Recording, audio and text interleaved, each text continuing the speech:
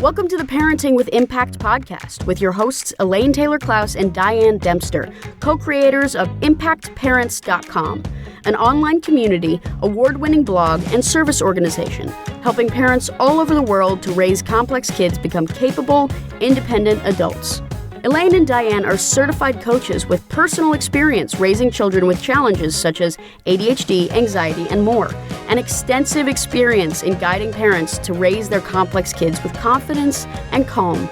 On the podcast, Elaine and Diane interview experts, bringing you cutting-edge information about your child's challenges, teach you real-life strategies to create lasting change, and demonstrate how coaching can guide you to parent your complex kids, one conversation at a time.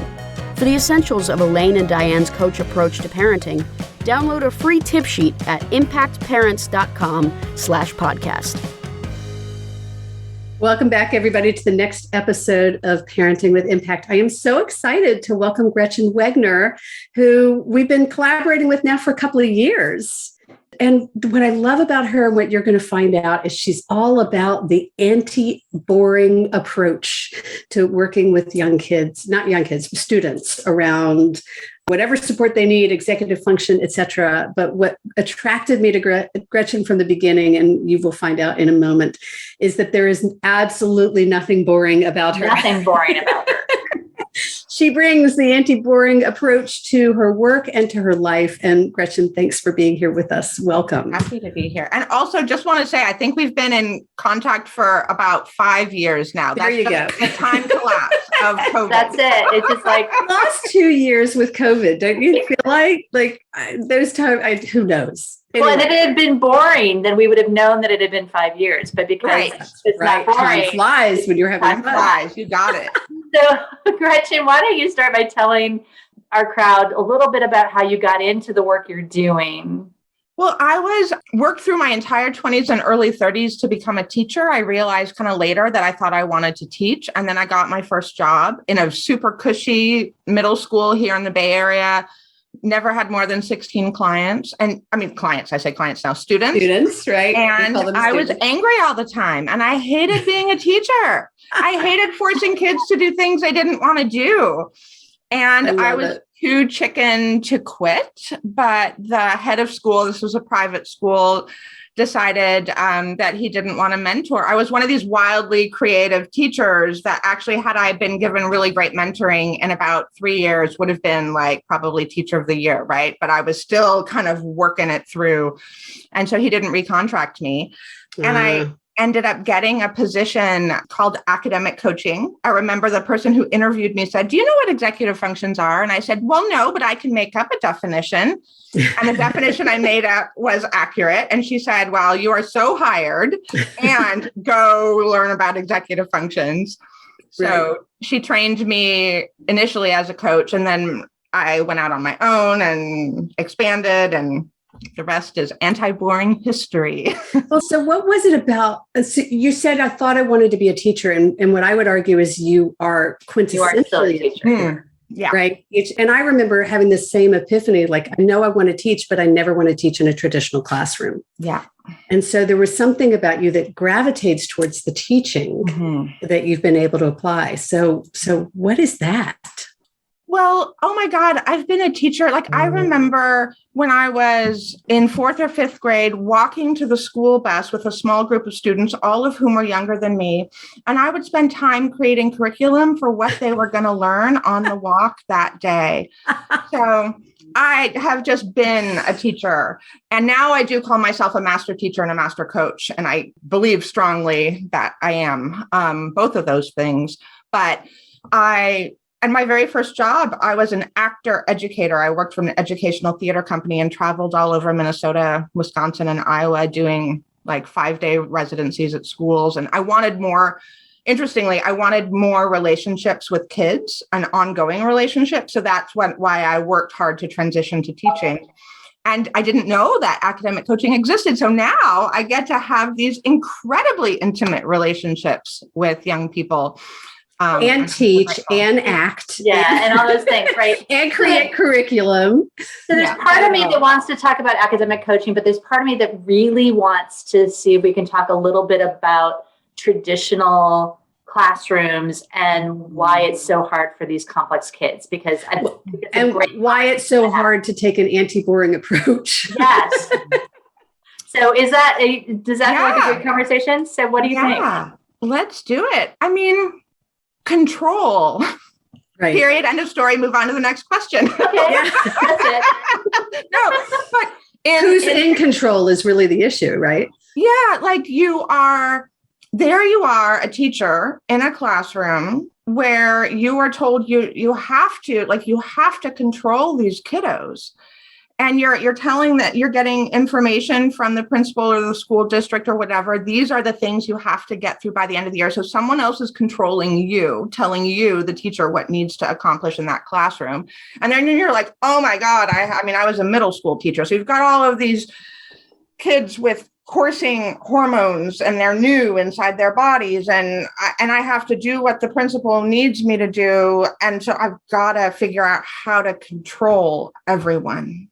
And everything. And all they learn. I mean, it's when you put it in that framework, it's like, how exhausting must that be?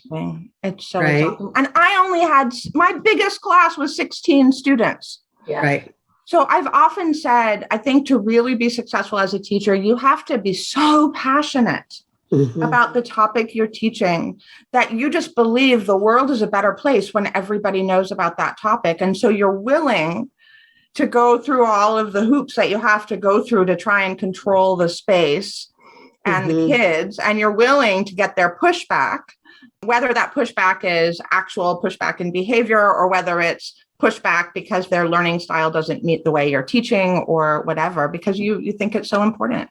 So here's what comes up for me is that there's this constant dance that parents have with kids about control or influence or agency or autonomy or, whatever language you want to use.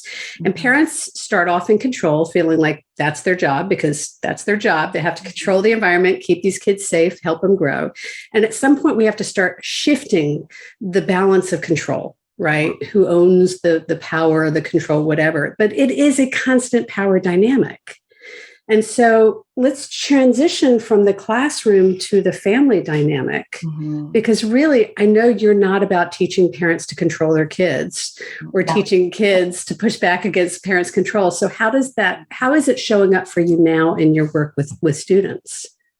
Yeah, it's really about helping. I feel like so funny, the image that just came to me is of like two pieces of wood nailed together and a crowbar getting in between them and, forcing them apart. And I feel like I'm to some degree a crowbar, which actually sounds like there's a lot of control in that too, but I'm a gentle. There's force, but not control. Yes. Right? Leverage and force, but not control. Yeah. And so really figuring out, and instead of because a crowbar is all at once, but it's like putting something in between those two things and wiggling and wiggling and wiggling until there's some space there, and doing the emotional support that it turns out I need to do a lot of for the parents, because that is so frightening to be giving over decision-making. And because a lot of times I'm saying that I'll tell a parent, like, what you just emailed me, that's a great thing. Don't bring it up with your kid. I will. Right. And so Yeah.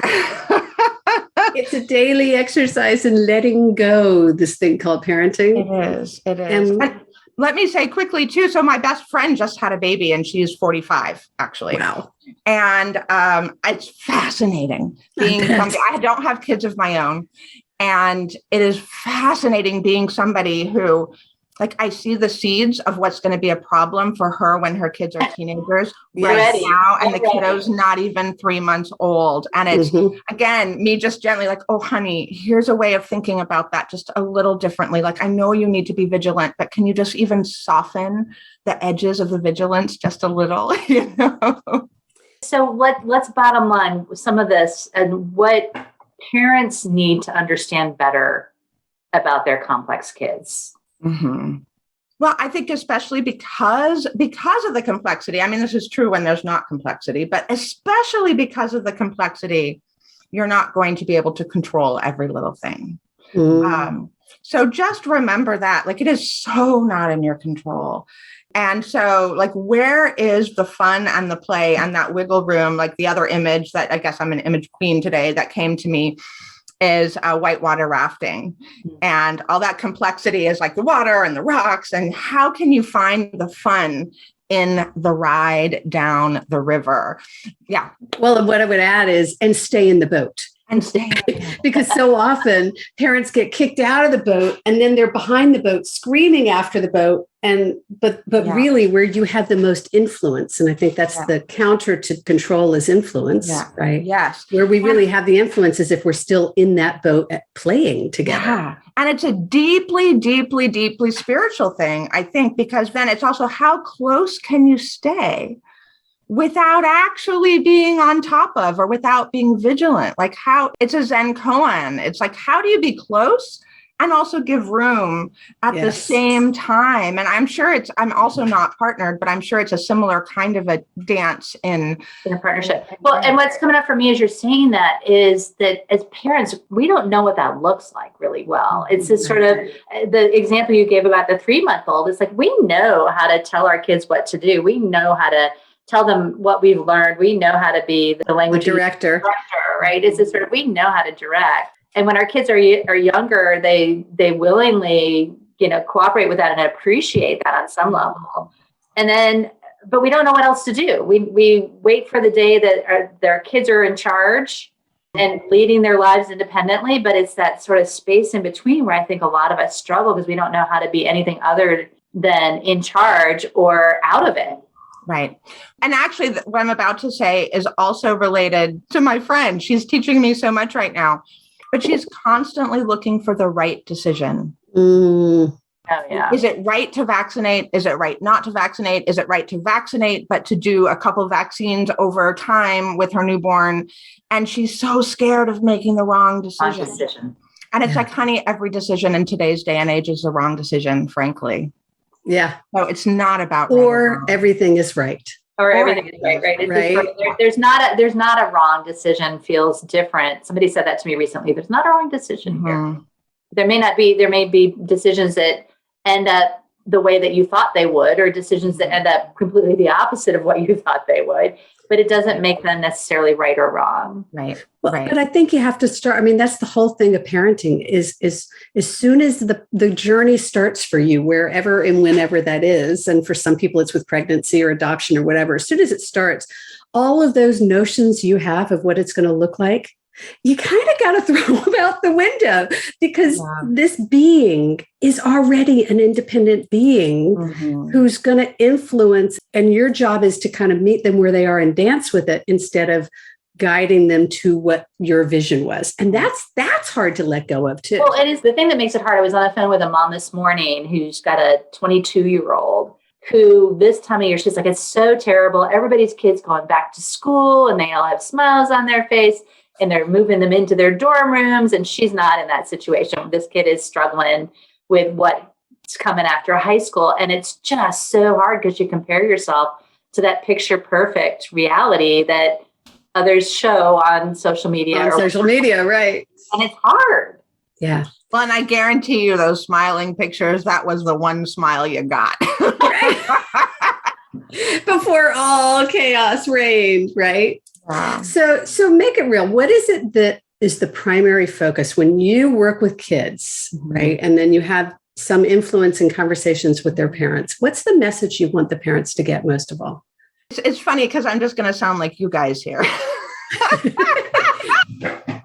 Well, we're preaching to the choir, but that's okay. Yes. Like the coach approach, right? Like learn how to coach alongside your student. Learn how to really help them not just have agency because they have that already, but help them know that you see and appreciate their agency.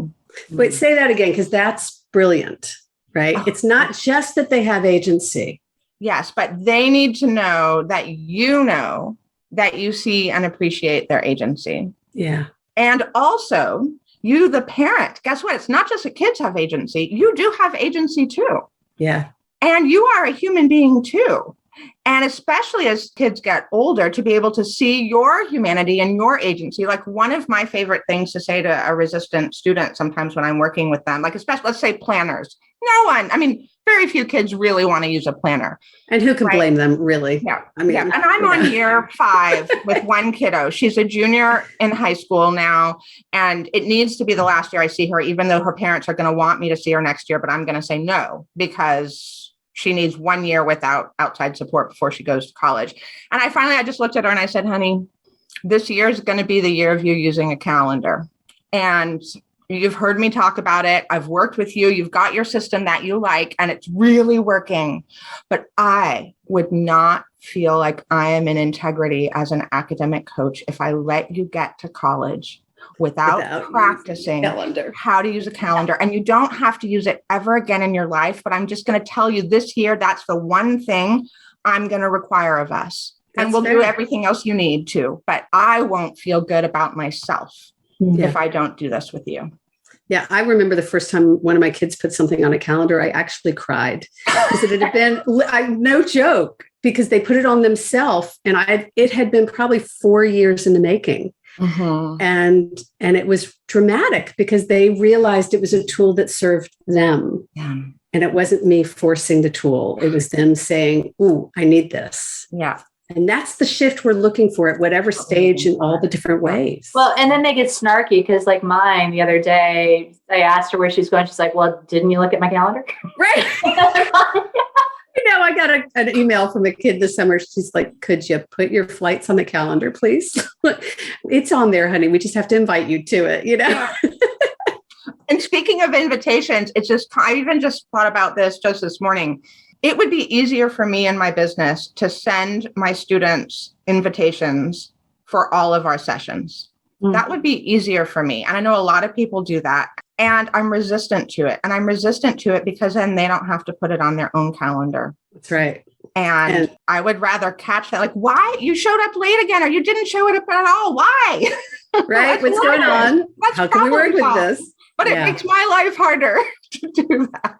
Well, but that's what it is with parents, right? It's like so often we do things for our kids because it's easier than the painstaking process of helping them do it themselves. Mm-hmm. And that's what this whole coach approach, whatever you want to call it, anti-boring, gradually transitioning agency from us to them. Yeah. Well, and it's hard. But what you said, it's easier for us because they can't do it, right? It's just sort of, we're waiting for that day when they can do it completely independently instead of going, oh, wait, I have to teach my kid how to use the calendar. I need to help my kid remember to use their calendar. I need to, use the calendar with my kid. It's just sort of the in-between stuff again, right? Yeah, it's so true. Well, and I'll just say to sort of wrap up this calendar piece that one of my biggest learnings once I started academic coaching, I had no idea so much goes into making a to-do list and writing in a calendar. And when you really break down all of the attentional tasks that are needed, it's outrageous. It's a minimum of executive function. Maybe a maximum of 20, depending on the kid, to be able to actually put something on the calendar and then follow up with it later. And so I have so much humility now around how many skills they have to learn. Well, and I have to say, see, Diane, it's not just me. No, it's not just you. No, it's not. Because this is like calendar is the bane of my existence. I can manage a lot of things. I can write books. I can create curricula. And putting something on the calendar it's just still super hard for me. And so one of the things when you have executive function issues is to play to your strengths and outsource your challenges. Right. And so now I'm a grown up, right? I can outsource. And I put stuff on our calendar. Right. All right. So we're going to start bringing this fabulous conversation. We're going to start the wrap, and we're going to start by asking Gretchen, tell us a little bit about anti-boring and how can people find you? Yeah. So I have a course I have a toolkit of study strategies and executive function strategies. And that's what the anti-boring approach is this toolkit. So there is a course directed for parents and students called the Anti-Boring Approach to Powerful Studying. And then there's a course for educators that teach you how to teach those tools And that's called The Art of Inspiring Students. And then I also train folks how to start their business. So there are many people, often so many parents who've nurtured their own complex kid through the process. And then their kid goes to college and then they're like, oh, all this hard work. I think I want to start my own business. I'm good at this. Right. Yeah. So then I have both a course for that. And then I also have community monthly calls where we troubleshoot and connect with each other. We just had one this morning where it was so nice. Oh my God, how was your summer? Right. What are you noticing as we go into the school year? And being part of community is so important. Yeah. Right. We do not have to be isolated and alone out here in in the wilderness. There are others who are going through what you're going through. Whoever's and that's true. Yeah, I was going to say that's true if you're a professional and like all of us, or if you're a parent and you're struggling with your kiddo too. So let's and this is an interesting conversation. We may have to have another one in the future with you because it's really interesting that the path is very similar. We start off serving the community that needs to be served, and then we move into serving the professionals who serve the community, which is what we've done with our certification program. And like there's something about how hard it is for the professionals, the teachers, even the therapists to get this information and to know how to dance in this realm. Right. Absolutely. Really interesting. Yeah. Okay. So you talked about the program. How do they find you? Yes. Yeah. So you can my website is gretchenwegner.com for right now. But I will say also, as a result of this conversation, people might be interested in my 3-step communication model that Diane just learned about yesterday called the Consent Burger. And you can sign up for that. I have a free 2-pager about it at gretchenwegner.com/consent. So that's a way you can have something practical. So Gretchen Wegner, that's WEGNER.com/consent. Yes. Got it. Yeah. Excellent. All right. So we still have a few more minutes. Yeah. So as we start to wrap up, is there anything else you want to talk about or share with our listeners that they might want to take away from our conversation? Well, I think I'm just moved to say, because I've been chewing on it after my call with my, we call them the anti-boring crew, like the people who've been in my world for a while. And one of them was just concerned about the school year. Yeah. And I mean, it is a concerning school year that we have coming up. And it's concerning, of course, for a number of reasons. But as we know, like just mental health of ourselves and our students is just going to, I think, need attention. Say again? It's going to need a lot of attention. A lot of attention. Yes. Yeah. And so I really want to urge everyone to really enter the school year with a lot of grace. The world is changing. I really don't think there's such a thing as all the hoops, all the developmental hoops and all the school hoops that we need to jump through anymore, really. What we need to be focusing on is that we're doing our best to be, I can't say happy, but, in the vicinity of healthy, and that we're supporting our kids to really understand how to take care of themselves, because the world we're moving into is going to require that more than require people who understand history and math and all of that. Algebra, obviously, that's important too, but it's not the most important thing. Never was, really not. What I was talking to someone about yesterday is the fact that, and this is the vision I want to hold, right? It's this this could be the catalyst that helps the school system to make another shift that can be in the favor of these quirky learners who just don't fit the mold, because we are having to be more flexible and allow for more independence where it lives and stand closer where it's not. I mean, there's this kind of flex we're having to do right now that I think could really set ourselves up well if we don't just go back to the way it was, but we say, how can we build on what we learned with these years of struggle with learning? Right.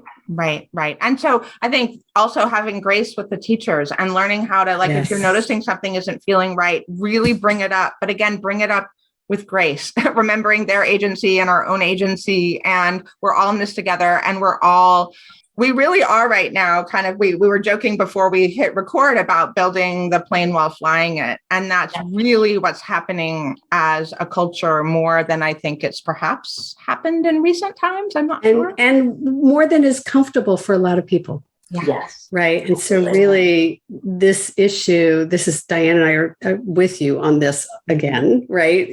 This issue of we actually do know what to expect in the coming months. Mm-hmm. And that's really what we want to prepare for, is how to dance with the transitions that are coming, because we know they're coming. Yeah. Right. And we can do that. Yeah. So let's get that tango music turned on and start dancing. Let's start dancing. So we have a fun wrap up. We like to close the show with a request of you if you have a favorite quote or motto you'd like to share with our listeners. I'll say two, they're both quick. I mean, one is just funny, and I brought it up in another interview. The song Staying Alive is not necessarily a favorite song of mine. But for years now, whenever I'm in transition, like I finished a project or I finished washing the dishes and I'm moving on to something else, and often when I bend over, I hear in my head, staying alive, staying alive. Staying alive. So I think that is the most bizarre thing. I do not know why that particular phrase is the most thought phrase in my mind. Well, the last couple of years, it's been on a lot of people's minds. but it ties for me into the anti-boring thing, right? So it's a sort of staying alive can be like, oh, I'm still alive, or it can be like, I am alive, I am moving, I am grooving. Love this refrain. I am staying alive. Culture is giving me I'm going to be alive and not numbed. Yeah. There you go. Well, and to that, like the other phrase or motto that I hear myself saying more than anything, welcome to the FedEx truck coming by in Oakland. All good. All good. Is when in doubt, reach out. When in doubt, reach out. And never more important than now. And one of the problems with that motto is people often don't know they're in doubt. Mm-hmm. And so you have to know you're in doubt in order to reach out. But it's especially important to notice and reach out. And when you're in doubt, you don't know, you sometimes don't even know what you need. And so many people don't reach out because they think they have to decide exactly what they need and what they should request first before they reach out. And I'm a big believer, parents, students, educators, business builders, when in doubt, like literally the reach out can be to somebody saying, hey, I'm typing with my hands right now. Right. Like, hey, I'm feeling some doubt. I don't know where to go from here. I'm reaching out. I love this. Gretchen, when I did a year-long intensive leadership program, development program, and the first assignment they gave us was ask for help. Mm-hmm. And all of us kind of went, wait, what? Huh? What do you mean? Ask about what? And we were trying to like hone in on specifically, what do you want us to do? And it was really just ask for help. And it was so open that it turned into these fabulous conversations about what does it mean to ask for help? And when do you ask? And what help are you looking for? Or what if you don't know? And just being open to that is such a transformative place for a lot of people. Mm-hmm. So I love that. When in doubt, reach out. Wow. Beautiful. Awesome. Gretchen, it's been so fun having you here. This has been an awesome conversation. Appreciate you and appreciate what you're doing in the world for parents. Absolutely. And everybody, thank you for being here. Our guest, anything else, Di, before I wrap us? Nope. Our guest is Gretchen Wegner. She is the quintessential anti-boring queen, coach, and educator, non-traditional educator extraordinaire. And Gretchen, we're really thrilled you've been with us. And just to those of you listening, thanks for all you're doing for yourself, for your kids. At the end of the day, you are making a difference. Mm-hmm. Have a great day, everyone. You've been listening to the Parenting with Impact podcast with Elaine and Diane. For more information on the Impact Parents community or to join Sanity School for Parents, please visit impactparents.com. If you like what you've heard, please share this podcast with friends who need similar guidance and subscribe wherever you listen to podcasts.